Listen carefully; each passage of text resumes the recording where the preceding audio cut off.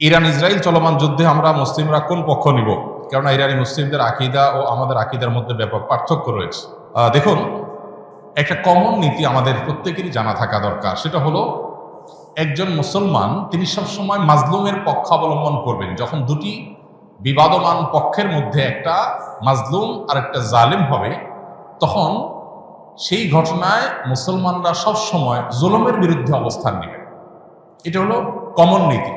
এমনকি জুলুমের শিকার মানুষটা যদি অমুসলিমও হয়, তারপরেও তার প্রতি মুসলমানের সিম্প্যাথি থাকবে। মুসলমান কখনো জুলুমের সাথে সঙ্গ দিবে না, যদি জালেম মুসলমানও হয়।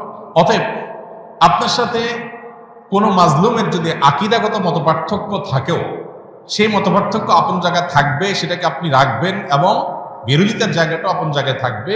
কিন্তু এত সত্ত্বেও যদি সে জুলুমের শিকার হয়, তাহলে আপনি জুলুমের বিরুদ্ধে অবস্থান নিবেন। অন্তত সার্বিকভাবে, সামগ্রিকভাবে আপনি সেটার বিরুদ্ধে অবস্থান নিতে না পারলেও মানসিকভাবে হলেও তার বিরুদ্ধে আপনাকে অবস্থান নিতে হবে। এটি হলো মৌলিক নীতিমালা।